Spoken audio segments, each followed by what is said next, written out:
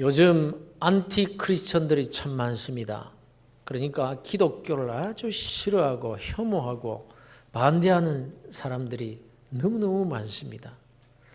성경적인 입장에서 보면 치열한 영적 전쟁 상황 가운데서 말세에 일어날 예언된 현상이라고 할 수 있겠습니다만, 우리가 반성적인 면에서 조금 말씀을 드린다면은, 교회와 우리 그리스도인들이 그 빌미를 그들에게 제공했기 때문이라는 것을 우리가 인정해야만 합니다. 그런데 뭐 이런 안티 크리스천이야 뭐 그렇다 손 치더라도, 그래도 복음에 대해서 우회적이고 우호적이고, 또 교회에 내가 나가야지, 언젠가 나도 신앙생활을 해야지, 이런 생각을 가지고 있는데, 그런 사람 가운데서 자꾸 다음으로 미루고 선뜻 교회 안으로 발을 들이지 못하는 사람들이 참 많이 있다는 겁니다. 이런 사람들 가운데는 많은 부분에서 그 이유가 여러 가지가 있죠. 그리스도인으로서 이게 삶에 대한 그 모습들이 그렇게 만만치 않게 보이기 때문에 이들이 주저하고 있는 그런 부분이 많다라는 것입니다. 그러니까 신앙생활 자체가 그렇게 쉽지가 않아 보이는 거예요. 뭐 주초 문제나 제사 문제나 집안의 어떤 뭐 종교적인 문제 등등 이유가 있겠습니다만, 그러나 정말 중요한 이유 가운데 하나가 뭔가 하면요, 성경이 요구하는 그리스도인들의 삶이 그 자체가 부담이 되는 거예요. 나를 따르려면 자기 십자가를 지고 나를 따라야 된다. 원수를 사랑하라. 누가 오른뺨을 치면 왼뺨도 돌려대주라. 누가 억지로 오리를 가려고 하면 심리까지도 가주어라. 누가 송사에 속옷을 가지고 싶어하면 겉옷도 내어주라. 세상을 따라 살지 말고 이 세상을 거슬러 살아야 한다. 높은 자리에 앉지 말고 낮은 자리에 앉아라. 다른 사람을 나보다 더 낮게 여기라. 이것이 주님의 가르침이요 성경의 가르침이라는 말입니다. 그런데 이런 삶이 이미 예수를 믿고 신앙생활을 하고 있는 우리에게도 부담이 안 되나요? 여러분, 이런 삶을 살고 계시나요? 그러니 저 교회 밖에 있는 사람으로서 이런 삶이 요구되던 믿음의 공동체 안에 발을 쉽게 들여놓을 수가 있겠는가는 어려운 일이라. 사실 그리스도인들 가운데서도 구원의 도리는 알고, 그래서 예수 안 믿을 수는 없고 교회 안 다닐 수는 없어서 이렇게 다니기는 다니는데 힘들게 다니는 거예요. 아주 부담스럽게 신앙생활을 하는 겁니다. 그렇다면 여러분, 하나님은 왜 이렇게 자기 자녀들에게 무거운 짐을 지워서 신앙생활을 하도록 하실까? 이렇게 생각되지 않으십니까? 그래서 여기에서 우리가 한번 생각해 보십시다. 하나님은 우리를 사랑하시되 얼마나 사랑하시는가? 독생자 예수 그리스도를 십자가에 내어주시기까지 우리를 사랑하고 계시는 거예요. 그런데 사람도 자기 자식 사랑하면요, 잘 되는 것 좋아하고 자기 자식이 행복하게 사는 것을 좋아하거든, 독생자를 주시기까지 우리를 사랑하시는 거 하나님께서 왜 자기 자녀들에게 이렇게 무거운 짐을 지워 살게 하실까 하는 점입니다. 정말 그렇습니까? 하나님은 우리에게 이미 영원히 살게 될 천국을 허락했었어요. 그 천국이 어떤 곳입니까, 여러분? 그 천국을 이미 우리에게 허락하시고는 이 땅에 잠시 머물도록 하신 겁니다. 그러면 너는 이제 영원히 그 아름다운 천국에서 행복하게 살게 될 것이기 때문에 세상에 사는 날 동안에는 고생 좀 실컷 하다 오너라. 이것이 하나님의 뜻일까요? 그렇지 않습니다, 여러분. 우리가 이 땅에서 고난을 당하는 것은요, 인류 보편적인 문제인 거예요. 예수를 믿건 안 믿건 모든 인간에게 주어진 숙명인 것입니다.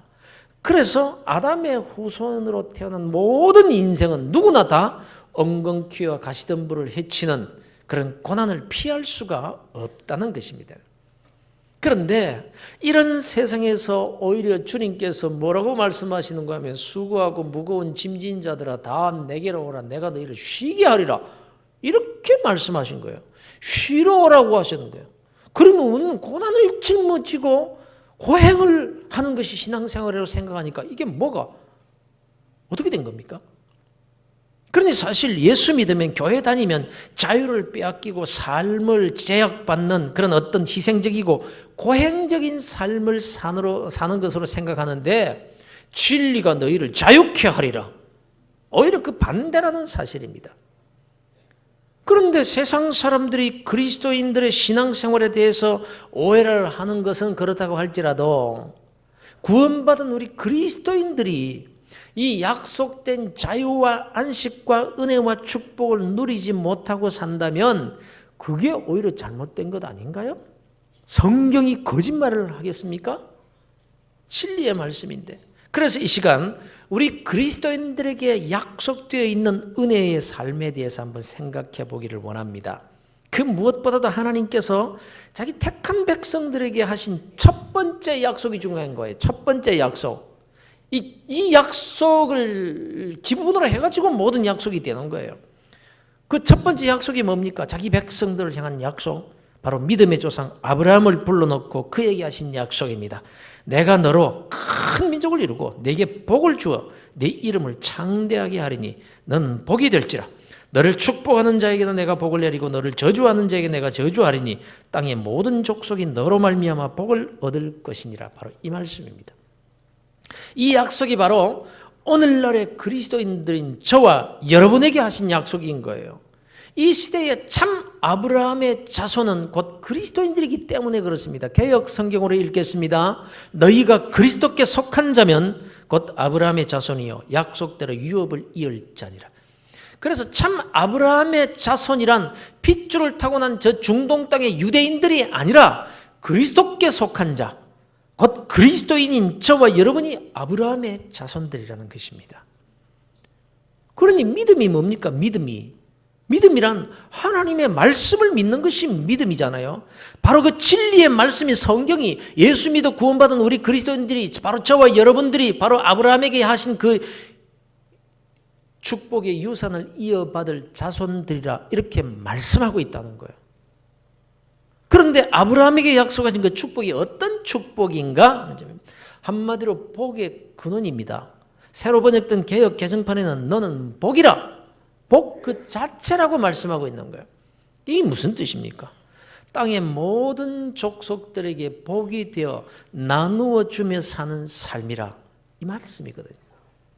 내가 복을 받아서 잘 먹고 잘 사는 그런 복이 아니라 많은 사람들이 잘 먹고 잘 살 수 있도록 만들어주는 복, 이 복이 약속되어 있다는 거예요.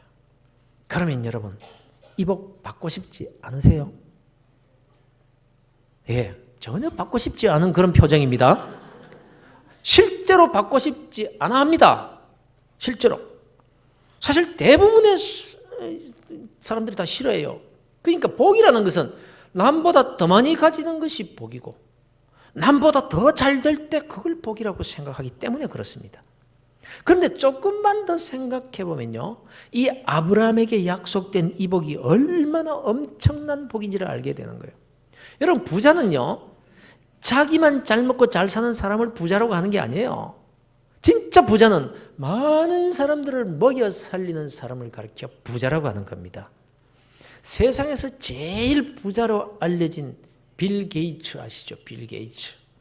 작년에 그의 재산이 750억 불이었습니다. 얼마가 되는지 계산이 잘 안 될 겁니다. 우리나라 돈으로 환산하면 92조 6천억 원. 근데 실적으로는 1000억 불을 넘는데요. 그럼 1000억 불, 이 돈이 얼마나 되느냐? 계산이 좀 되실지 모르겠는데 1000억 불이면요 120조입니다. 120조. 120조 얼마나 될까요? 1000억이 10개면 1조입니다. 1000억이 100개가 10조입니다. 그러니까 1000억이 1000개가 돼야 100조입니다. 120조니까 1000억이 1200개입니다. 뭐 계산이 된지 모르겠네요. 그러니까 1년에 1000억씩을 팍팍 써도 1200년 동안 쓸 수 있는 돈. 제가 이거 계산하느라고 혼났습니다. 빌 게이츠가 얼마나 부자인지 상상이 되십니까, 여러분? 그런데 말이에요, 도대체 이렇게 돈 많은 부자라는 것이 무슨 의미가 있느냐라는 거예요. 그러나 이 사람이 부자라는 것만 생각하지 마시고 이 한 사람으로 인해서 먹고 사는 사람이 얼마인지를 생각해 봐야 됩니다. 마이크로소프트사 직원이 2013년도에 벌써 전 세계 107개국에서 약 10만 명 이상의 직원들이 일하고 있습니다. 이 부자 한 사람으로 인해서 10만 명, 가족까지 치면 수십만 명이 먹고 사는 거예요. 그것도 봉급이 세계 최고 수준으로 그 사람들 모두가 부자급의 삶을 사는 사람들이 다들. 빌 게이츠가 불우한 사람들을 돕고 자선단체를 돕는 돈이 연간 13억 달러라고 합니다. 1조 5천억 원 정도를 불우한 사람들을 위해서 막 나누며 쓰는 거예요. 그래서 말씀드리고 싶은 요지가 뭐냐? 진짜 부자는 자기만 잘 먹고 잘 사는 것이 아니라 많은 사람들을 먹여 살리는 사람이 부자라는 것입니다. 여러분. 하나님께서 자기 백성들에게 약속하신 복이 어떤 복이냐? 많은 사람들에게 나누어 주는 복입니다. 부자 복입니다. 모든 민족을 살리는 복입니다. 이 복이 아브라함의 후손에게 약속되어 있는 복, 바로 우리 그리스도인들에게 약속되어 있는 그 복이라는 것입니다. 그렇다면 이제 본문을 보십시다. 그러므로 형제들아, 내가 하나님의 모든 자비하심으로 너희를 권하노니 너희 몸을 하나님이 기뻐하시는 거룩한 산 제물로 드리라. 이는 너희가 드릴 영적 예배니라. 자, 이렇게 말씀하고 있습니다. 하나님은 자기 백성들에게 예배 받으시기를 그렇게 다 기뻐하십니다. 한 주간 내내 기다리십니다. 그런데 우리가 하나님께 예배를 드리되 참된 영적 예배로 드리라, 이렇게 말씀하는 거예요. 그런데 그 참된 영적 예배가 뭔고 하니 너희 몸을 거룩한 산 제물로 드리는 것이 예배라는 거예요. 도대체 거룩한 산 제물, 산 제사가 뭘까요? 아시다시피 성경에서 말씀하는 제사는 희생 제사입니다. 제사에 제물이 필요합니다. 구약시대 제사에는 짐승을 죽여서 희생 제물로 드렸습니다. 그래서 제물은 죽어야 제물입니다. 즉 우리가 예배를 드릴 때 우리 몸을 거룩한 산 제물로 드리라고 말씀하는 거예요. 그렇다면 우리의 몸을 제물로 드리자면 죽어야 되잖아요. 그런데 죽은 제물이 아니라 산 제물이다, 이렇게 또 말씀하는 거예요. 그렇다면 살아서 제물 되라는 의미가 뭘까요? 바로 이 살아서 제물되는 방법을 오늘 시간 관계상 읽지는 않았습니다만 로마서 12장 전체에서 설명하고 있는 거예요. 받은 은사대로 섬기라. 받은 은사대로 섬기라. 받은 은사가 많죠, 여러분. 그 은사 가지고, 그 직분 가지고, 그 재물 가지고, 그 권세 가지고 남을 짓밟고 빼앗고 자기만 잘 먹고 잘 살려고 애를 쓰는 그런 삶이 아니라 받은 그 은사를 가지고 섬기라. 형제를 사랑하고 서로 우애하고 존경하기를 먼저 하라. 남을 대접하기를 힘쓰라. 높은 데 마음을 두지 말고 낮은 데 두라. 스스로 지혜 있는 채 하지 말라. 악을 악으로 갚지 말고 선한 일을 행하라. 모든 사람과 다투지 말고 평화하라. 친히 원수 갚으려고 하지 말고 오히려 원수를 먹이고 마시게 하고 선으로 악을 이기라. 이렇게 말씀합니다. 바로 이런 일을 두고 우리의 몸을 산 제물로 드리는 방법이다, 이렇게 말씀하고 있는 거예요. 그러면 왜 이런 일을 가리켜서 제사에 드릴 제물이라고 말씀하고 있을까요? 제사에는요, 죽는 제물이 필요한 거예요. 희생 제물 말입니다. 그러면 하나님이 기뻐하시는 거룩한 산 제물로 드리라고 하시면서 산 제물 되는 방법을 쭉 말씀하고 계신데, 예컨대 너희가 받은 그 은사대로 섬겨라. 이 섬기는 일이 그냥 되는 일이 아니라는 겁니다. 자신을 죽여야 섬길 수 있거든요. 형제를 사랑하는 일, 저절로 형제가 사랑해지나요? 나 자신을 죽이는 희생이 필요한 겁니다. 남을 대접하는 일, 내 물질을 죽이는 손해가 없이 어떻게 남을 대접합니까? 존경하기를 먼저 하는 일, 자신을 낮추고 다른 사람을 높여주는 일, 그냥 되나요? 자기 자존심을 죽여야 되는 거예요. 스스로 지혜 있는 채 하지 말고 알고도 모르는 척 다른 사람이 하는 일이 틀렸음을 자기 지식으로 뻔히 알면서도 그 사람을 오히려 격려하고 그 사람을 높여주고 그 사람이 상처받지 않도록 자신이 뒤로 물러나 주는 일, 이것을 주님은 자신을 죽여 제물되는 일이라고 말씀합니다. 지금 우리가 예배를 드리고 있습니다. 하나님이 우리에게 원하시는 참된 영적 예배는 우리의 몸을 산 제물로 드리는 것이라고 말씀합니다. 이게 무슨 뜻이죠? 우리가 예배를 드릴 때마다 하나님께서 원하시는 것이 너 헌금 얼마나 가지고 왔느냐, 이것이 아니라 지난 한 주간 동안 너 참 많이 참아주었구나, 너 자신을 낮추고 다른 사람을 존경해서 높여주었네, 참 애썼다, 화평을 위해서 양보했고 너보다 못한 사람을 세워주기 위해서 참 많이 노력했구나, 고맙다. 이런 삶을 산 제물된 몸으로 예배를 드릴 때 하나님께서 기쁘시게 받은 영적 예배가 된다라고 말씀하고 있는 겁니다. 사랑하는 성도 여러분, 그러면 우리가 어떻게 이런 삶을 살 수 있을까요? 뭐 내가 성자도 아니고 성직자도 아닌데 어떻게 그런 삶을 살 수 있느냐, 이 말씀입니다.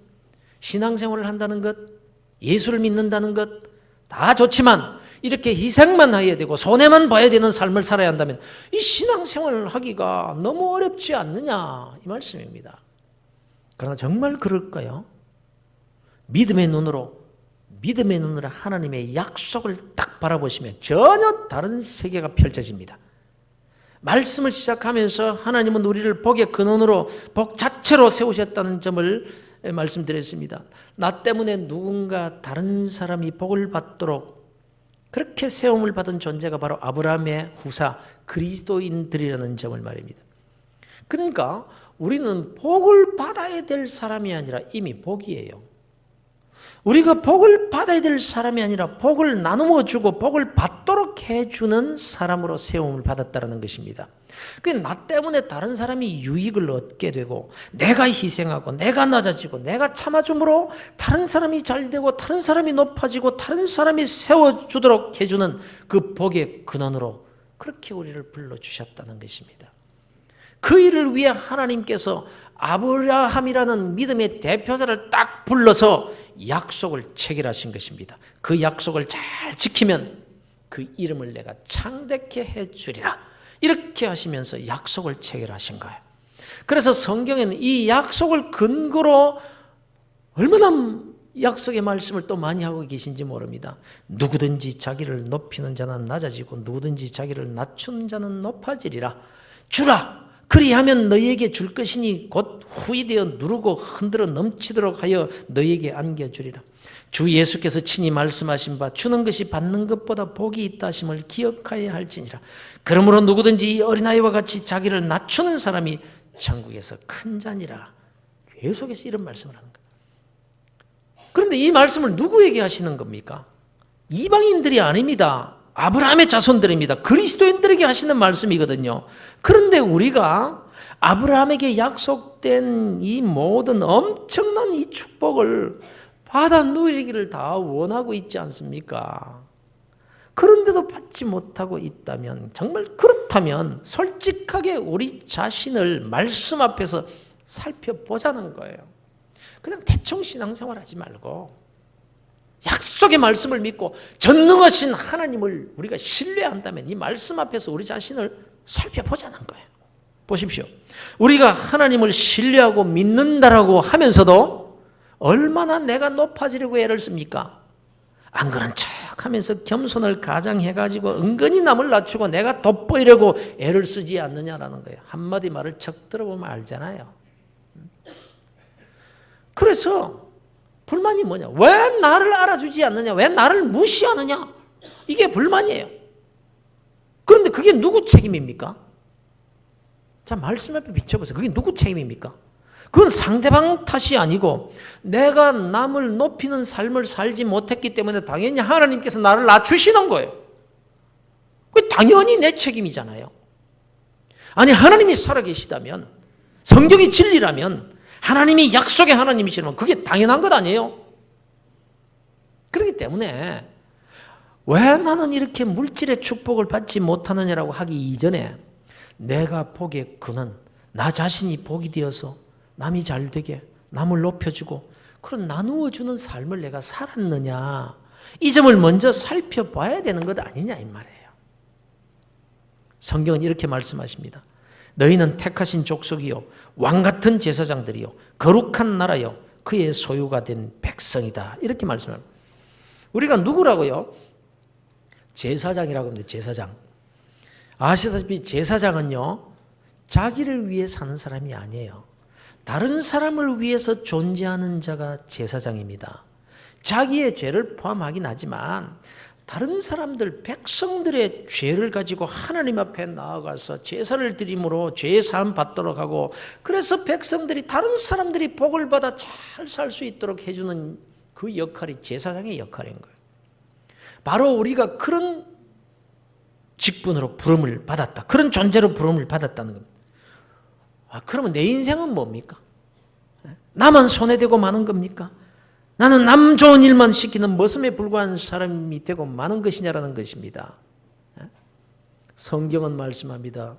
너희는 왕같은 제사장이라. 왕같은 제사장. 제사장은 제사장이로되 왕같은 제사장입니다.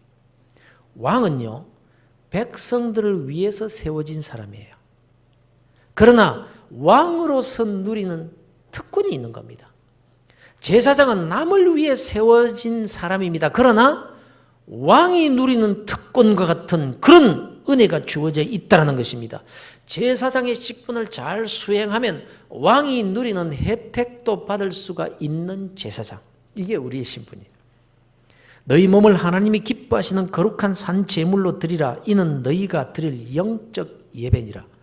예배 때마다 네가 잘 참았구나. 네가 자신을 낮추고 아무개를 섬기는 삶을 살았구나. 그래 참 잘 왔다. 내가 너의 산 제사로 드리는 섬김의 제물을 받고 약속대로 내가 내 이름을 창대케 해주고 너를 높여주고 더 많이 섬기도록 물질도 내가 더 많이 주리라. 이 축복을 받게 된다는 것인데, 그러면 섬길만 하지 않습니까? 이 자신을 죽일만 하지 않습니까? 그게 죽는 것입니까? 사는 것입니까? 이 말씀에 대한 믿음의 눈이 확 열리게 되시기를 주 예수 그리스도 이름으로 축원합니다. 그러면 여러분 전혀 다른 인생이 펼쳐지게 될 것입니다. 여러분. 전에는 참아주는 것을 억지로 정말 안이 꼽지만 억지로 참느라고 힘들었는데, 믿음의 눈이 딱 열리게 되면 이것 때문에 주님께서 나를 택하시고 이리로 부르셨구나. 이렇게 되는 거예요. 전에는 왜 저런 사람이 교회 안에 있어가지고 이렇게 생각이 돼서 미운 마음이 가득했었는데, 믿음의 눈으로 딱 보면 그래, 저런 사람 때문에 내가 이리로 부름을 받았지. 저 사람이 있기 때문에 내가 존재할 이유가 있는 것이고, 저 사람이 바로 내가 아브라함에게 약속된 그 축복을 받아 누릴 근거가 되어온 고마운 사람이구나. 이렇게 전에는 없어져야 될 사람이요 내게 해가 되는 사람이라고 생각했는데, 믿음의 눈이 열리고 보니까 그 사람이 내게 복덩어리로 보이게 된다. 이게 믿음이에요. 전에는 눈에 보이는 것이 안 좋은 것만 보였어요. 늘 그래 불만이에요. 비판할 사람만 눈에 보였습니다. 그러나 믿음의 눈이 딱 열리고 생각이 바뀌고 보니까 모두가 다 하나님의 은혜인 거예요. 모두가 사랑할 대상들이고 모두가 다 섬겨줘야 될 사람들인 거예요. 나를 힘들게 하던 그 시어머니도, 마음에 들지 않게 생각했던 그 며느리도 하나님의 은혜 덩어리로 변합니다. 축복의 근거요 나 자신의 존재 근거가 되어버리고 말더라는 거예요.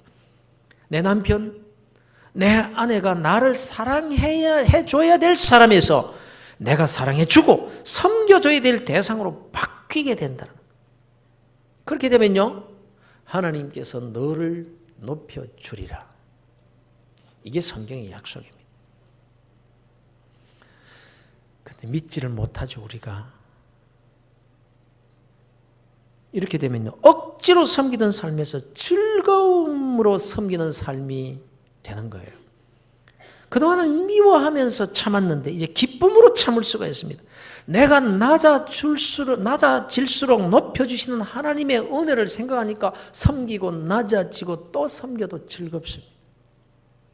핀잔을 받아도 자존심 상하는 말을 들어도 빙긋이 웃게 됩니다.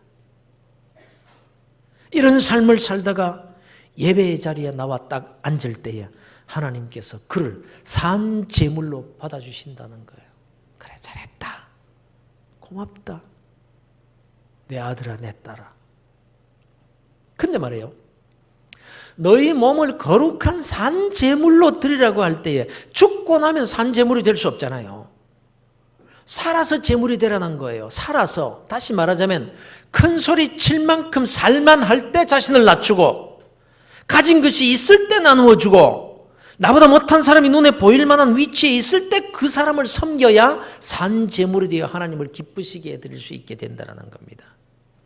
하나님은 그런 자를 지금도 아브라함의 후사 가운데서 찾고 계십니다. 뭔가 가지고 있을 때, 그래도 건강할 때, 존경을 받을 만한 위치에 있을 때 산 제물이 될 수 있는 거예요. 뭐 가진 것 다 잃어버리고 포기할 것도 베풀 것도 없어지고 나서 주여 이 몸 받으시옵소서. 그러면 뭐 하려고 받아요? 그건 산 제물이 될 수 없는 거예요, 여러분. 성경은 아브라함의 후손들인 그리스도인들에게 너희 몸을 거룩한 산 제물로 드리라 이렇게 말씀합니다.